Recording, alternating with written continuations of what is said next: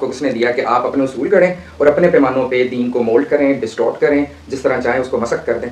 یہ حق آپ کو کس نے دیا؟ یہ میں نے تو کبھی کوئی اصول نہیں گھڑے، بلکہ وہ فطری اصول جو کسی چیز کو بھی سمجھنے کے لیے اختیار کرنے چاہیے وہی ہمیشہ اختیار کیے ہیں۔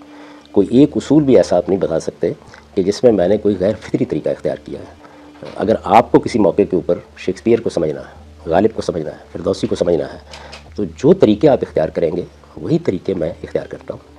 میرا پس منظر ادب کا پس منظر رہا ہے، تو ادبی چیزوں کو سمجھنے کا بھی تو آخر حق ہوگا نا کسی کو۔ بالکل ٹھیک ہے۔ یعنی میں ادب کو پڑھوں گا اگر، یا تاریخ کو پڑھوں گا، یا سائنس کو پڑھوں گا، کسی بھی علم کو پڑھوں گا، تو ایک طالب علم کے طریقے کے اوپر میں یہ جاننے کی کوشش کروں گا کہ صحیح بات کیا ہے۔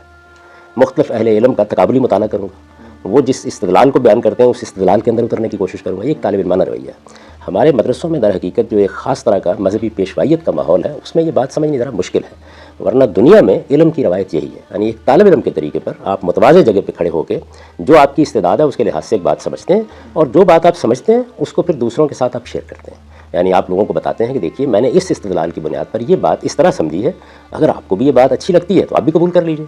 یہی رویہ اور یہی طریقہ ہے جو دنیا کے تمام علوم میں اختیار کیا جاتا ہے۔ اس میں میں نے کون سا مختلف طریقہ اختیار کیا ہے؟ ہمارے یہاں چونکہ روایت یہ بن گئی ہوئی ہے کہ آپ ایک خاص طرح کے تقلیدی ذہن کے ساتھ جو چیزیں آپ کو بتا دی گئی ہیں بس اس کو مان لیتے ہیں۔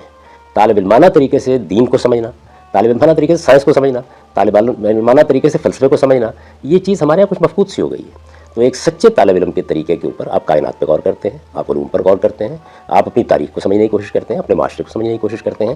یہ ساری چیزیں اگر مباح ہیں تو کیا دین کوئی ایسی چیز ہے کہ جس کے بارے میں آپ کو کوئی خاص سرٹیفکیٹ لینے کی ضرورت ہوتی ہے کہ آپ اس کے طالب علم نہیں بن سکتے؟